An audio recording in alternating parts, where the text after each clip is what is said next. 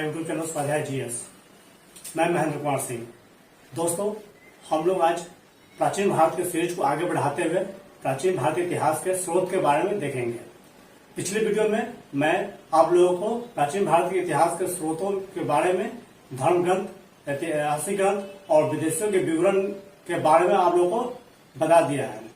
इसमें वीडियो में हम लोग विदेशियों के विवरण से संबंधित लेखकों के बारे में देखेंगे, जिसमें हमने पिछले वीडियो में ही आप लोग को यूनानी और रोमन लेखकों के बारे में बताया था। इस वीडियो में हम लोग चीनी लेखक और अरबी लेखक के बारे में अध्ययन करेंगे।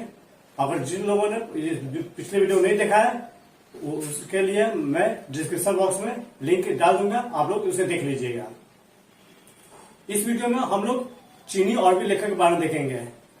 जिस प्रकार से मैंने पिछले वीडियो में यूनानी और रोमन लेखकों के विस्तार में अध्ययन किया था, विस्तार में आप उन लोगों के बारे में बताया था, उसके बारे में उसी प्रकार से इस वीडियो में भी हम लोग बताएंगे हम। आइए हम लोग स्टार्ट करते हैं। दोस्तों, साहित्यिक स्रोतों के अंतर्गत विदेशियों के विवरण को जो है 3 भागों में हम लोग बांट कर अध्ययन किए थे, जिसमें पहला यूनानी रोमन लेखक, दूसरा चीनी लेखक और तीसरा अरबी लेखक था। यूनानी रोमन लेखक में हम लोग इसको 3 भागों में इसको भी बांट कर अध्ययन किए थे, जिसमें सिकंदर के पूर्व के लेखक, सिकंदर के कालीन का लेखक, सिकंदर के समय का लेखक जिसको कह सकते हैं, और उसके बाद सिकंदर के बाद के लेखक है। सिकंदर के पूर्व के लेखकों में हम लोगों ने हेरोडोटस और टेसियस के बारे में बताया था। हेरोडोटस जो जिसे हम लोग इतिहास के पिता कहते हैं, और टेसियस एक ईरान का राजवैद्य था। फिर हम लोगों ने सिकंदर कालीन लेखकों में नियाकस, आनेसिक्रेटस और अरिस्टोबुलस के बारे में अध्ययन किए थे। इसके बाद हम लोगों ने सिकंदर के बाद के लेखकों में मेगास्थनीज, टॉलमी, प्लिनी और इसके बारे में अध्ययन किया था।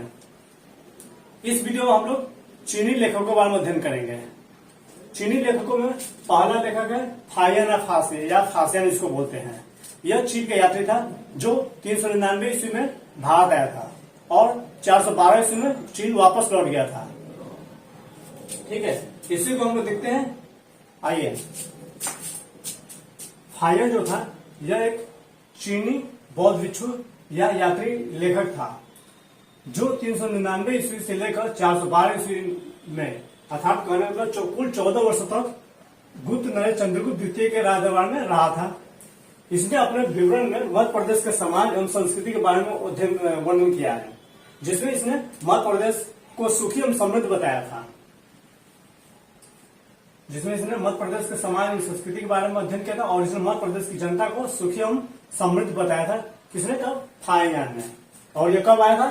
तो यह 399 ईस्वी में आया था और कब गया था वापस चीन? तो 412 ईस्वी में गया था। कि किसके शासनकाल में आया था? तो यह नरेश गुप्त चंद्रगुप्त द्वितीय के शासनकाल में आया था, जिसको हम लोग विक्रमादित्य के नाम से भी जानते हैं। फिर है संयुगन। तो यह जो है संयुगन, यह 518 ईस्वी में भारत आया था। इसने अपने 3 वर्षों की यात्रा में बौद्ध धर्म की जानकारियां एकत्रित की थी। संयुगन जो था यह 518 ईस्वी में भारत आया था और यह बौद्ध धर्म ग्रंथ के बारे में अध्ययन किया था और बहुत सारे बौद्ध ग्रंथों को लेकर चीन वापस गया था। और यह भारत कितने वर्षों तक रहा था? तो यह 3 वर्षों तक भारत में रहा था। इसके बाद है ह्वेनसांग। तो ह्वेनसांग जो है यह चीन से बौद्ध भिक्षु एक यात्री था जो हर्षवर्धन के शासनकाल में आया था भारत में। और यह कब आया था? तो यह 629 ईस्वी में भारत आया था और लगभग 1 वर्षों तक जो है यह 1 वर्षों की यात्रा के बाद भारत पहुंचा था। और भारत कब पहुंचा था? तो भारत जो है 630 ईस्वी में भारतीय राज्य कपिसा के पास पहुंचा था। इसमें टोटल 15 वर्षों तक भारत में रहा था, जिसमें इसने बिहार के नालंदा विश्वविद्यालय से बौद्ध ग्रंथों को एकत्रित कर ले गया था। इसका वृत्तांत जो है भ्रमण वृत्तांत सीयुकी के नाम से जाना जाता है, जिसमें इसमें 138 देशों का विवरण मिलता है। ह्वेनसांग को यात्रियों का राजकुमार कहा जाता है। ह्वेनसांग की पुस्तक को हवेली ने लिखा था। ये भी आप लोग जान लीजिए। ह्वेनसांग को क्या कहता है? ह्वेनसांग को यहाँ पे लिख देते हैं, यहाँ पे लिख देते हैं। ह्वेनसांग को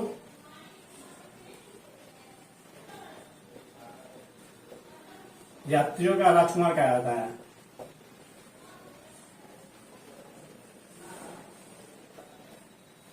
राजकुमार हलन सांग जो यात्रियों का राजकुमार कहा था किसको, तो हलन सांग को। और इसकी पुस्तक जो है हवेली ने लिखा था। किसने, हवेली।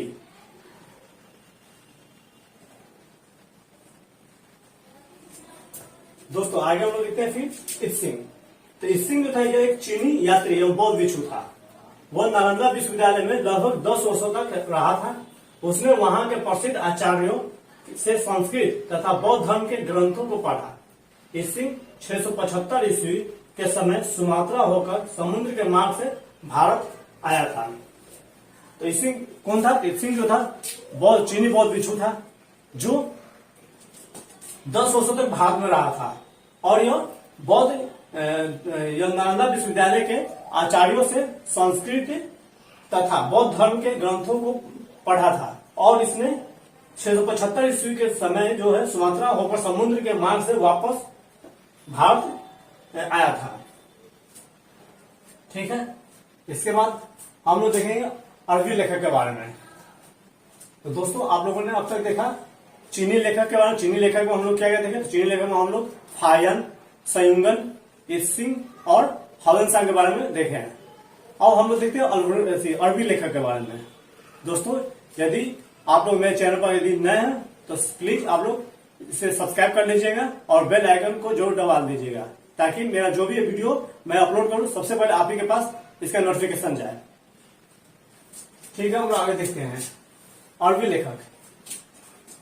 तो अरबी लेखक में अलबरूनी है। यह जो था यह महमूद गजनवी के समय भारत आया था। अलबरूनी जो था महमूद गजनवी के समय में भारत आया था। अरबी में लिखी गई इसकी कृति जो है किताब उल हिंद या तहकीक हिंद के नाम से जाना जाता है, जिसे भारत की खोज कहा जाता है। अरबी अलबरूनी जो था महमूद गजनवी के समय भारत आया था। इसका पुस्तक का नाम क्या है, तो इसके पुस्तक का नाम किताब उल हिंद या तहकीक ये हिंद है, जिसे भारत की खोज भी कहा जाता है। इसके किताब उल हिंद पुस्तक को आज भी इतिहासकारों के बीच में इतिहासकारों के लिए एक महत्वपूर्ण स्रोत है। मतलब कि आज भी इतिहास का इसके किताब पर शोध करते रहते हैं और यही भारत के प्राचीन भारत की जानकारियां देती है। अलबरूनी की रचनाएं अरबी भाषा में लिखी गई है। अलबरूनी जो है अरबी भाषा में अपनी पुस्तक को लिखा था। इसके बाद इब्न बतूता। तो इब्न बतूता जो है 1333 ईस्वी में मोहम्मद बिन तुगलक के समय में भारत आया था। भारत जब वो आया था तो उस समय भारत में मोहम्मद बिन तुगलक का शासन था, जो उसे दिल्ली का काजी नियुक्त कर दिया था, या कर सकते दिल्ली का न्यायाधीश इसे नियुक्त किया था।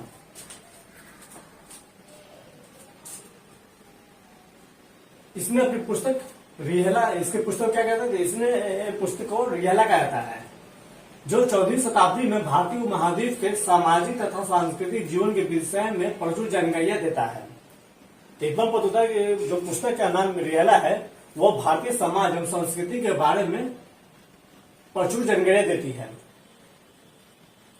ठीक है, उसके बाद सुलेमान। तो अरबी यात्री सुलेमान ने अपने यात्रा वृतांत में प्रतिहार शासकों का उल्लेख करते हुए तत्कालीन सामाजिक आर्थिक जानकारी का विस्तृत उल्लेख किया है। सुलेमान तथा अल मसूदी ने अपने यात्रा विवरण में लिखा है कि जिनका नाम वारह, सुलेमान तथा अल मसूदी ने अपने पुस्तक में लिखा है कि जिनका नाम वारह है, यानी कहने मतलब मिहिर भोज है, वो इस्लाम धर्म तथा अरबों का सबसे बड़ा शत्रु है। किसने कहा था, तो यह सुलेमान तथा मसूदी ने कहा था अपने पुस्तक में। इन्होंने लिखा था कि जो जिनका नाम वारह है, वारह का अर्थ होता है क्या, तो मिहिर भोज, वो इस्लाम धर्म तथा अरबों का सबसे बड़ा शत्रु है। तो हम लोग अरबी लेखकों में देखें अलबरूनी, इब्न बतूता और सुलेमान। इसके बाद हम लोग देखेंगे अन्य लेखकों में। उस अन्य लेखक भी भारत में अक्सर नालंदा विश्वविद्यालय अध्ययन करने के लिए आते रहते थे और उन्होंने भी भारत के प्राचीन भारत के बारे में अपने किताबों में लिखा है। उसी में हम लोग देखते हैं तारानाथ और मार्को पोलो। तो तारानाथ कौन था, तारानाथ एक तिब्बती लेखक था। इसने कंग्यूर तथा तंग्यूर नामक ग्रंथ की रचना की थी। तारानाथ एक तिब्बती लेखक था, इसने कंग्यूर तथा तंग्यूर नामक ग्रंथ की रचना की थी। इनसे भारतीय इतिहास के बारे में जानकारी मिलती है। कंग्यूर तो तंग्यूर से भारतीय इतिहास के बारे में जानकारी मिलती है। कभी भी एग्जाम पूछ देता है कि कंग्यूर किसने लिखा है, तो कंग्यूर जो है तारानाथ ने लिखा था। ये मोस्ट इंपोर्टेंट है, कंग्यूर और तंग्यूर दोनों। इसे आप लोग याद कर लीजिएगा। ये कंगीर तथा तमिल किसने लिखा है? तब तारानाथ ने लिखा है। इसके बाद है मार्को पोलो। तो यह जो है 13वीं शताब्दी के अंत में पांड्य देश की यात्रा पर आया था। इसका विवरण पांड्य इतिहास के अध्ययन के लिए उपयोगी है। मार्को पोलो का आया था, तो मार्को पोलो जो है 13वीं शताब्दी में पांड्य देश की यात्रा पर आया था और इसका विवरण भी जो है भारतीय इतिहास के उल्लेख में महत्वपूर्ण है। तो दोस्तों हम लोग प्राचीन भारत के इतिहास के स्रोत के सीरीज को आगे बढ़ाते हुए हम लोगों ने इसमें धर्मगत, ऐतिहासिकगत और विदेशी विवरण के बारे में अध्ययन कर लिया है। इसके बाद हम लोगों का एक और इसमें बचेगा पुरातात्विक साक्ष्य संबंधी जानकारियां कि भारतीय प्राचीन भारत के इतिहास की जानकारी में हम लोग, मैंने बताया था आप लोगों को कि प्राचीन भारत के इतिहास के स्रोत में हम लोग 4 भाग इसको अध्ययन करेंगे, धर्मगत, ऐतिहासिक ग्रंथ, विदेशी विवरण और पुरातत्व संबंधी साक्ष्य में। तो हम लोगों ने 3 धर्मगत, ऐतिहासिक और विदेशी विवरण के बारे में अध्ययन कर लिया है विस्तृत रूप से। इसके बाद हम लोग नेक्स्ट वीडियो में पुरातत्व संबंधी साक्ष्य के बारे में देखेंगे। दोस्तों यदि आप लोग पिछले 2-3 वीडियो को नहीं देखें तो मैं डिस्क्रिप्शन इसका लिंक डाल दूंगा, आप लोग उसे जरूर देख लीजिएगा। और दोस्तों आप लोग मुझ पर विश्वास कीजिए, अगर मेरा पूरा वीडियो आप लोग देखेंगे तो इतना श्योर रहिएगा कि एग्जाम हॉल में आपसे एक भी क्वेश्चन बाहर नहीं जाएगा और आप लोग सारे क्वेश्चन आसानी से सोल्व कर दीजिएगा। और दोस्तों मैं बताता हूं कि पुरातत्व संबंधी साक्ष्य के बारे में, इसके बारे में भी हम लोग विस्तार से अध्ययन करेंगे। इसमें हम लोग भारतीय पुरातत्व से संबंधित अभिलेखों के बारे में अध्ययन करेंगे, जिसमें हम लोग हाथी गुम्फा अभिलेख, नासिक अभिलेख, फिर जूनागढ़ अभिलेख, प्रयाग अभिलेख, भोगाजपुर अभिलेख और भी अभिलेख है, उन सभी के बारे में विस्तार से अध्ययन करेंगे। दोस्तों मैं आप लोग बता देता हूं कि भारतीय पुरातत्व शास्त्र के जो पितामह है उन्हें सर अलेक्जेंडर कनिंघम को कहा जाता है। ठीक है दोस्तों, तो हम लोग नेक्स्ट वीडियो में मिलते हैं। उस वीडियो में हम लोग देखेंगे विस्तार से पुरातत्व संबंधी साक्ष्य के बारे में। ठीक है, अगर वीडियो आप लोगों को अच्छी लगी हो तो आप लोग इसे लाइक, शेयर और सब्सक्राइब करना ना भूलिएगा और साथ में बेल आइकन जरूर दबा दीजिएगा। और दोस्तों अपना जरूरी कमेंट मुझे जरूर मेल कीजिएगा ताकि मैं उसे देखकर अपने जरूर सुधार कर सकूं। Thank you very much.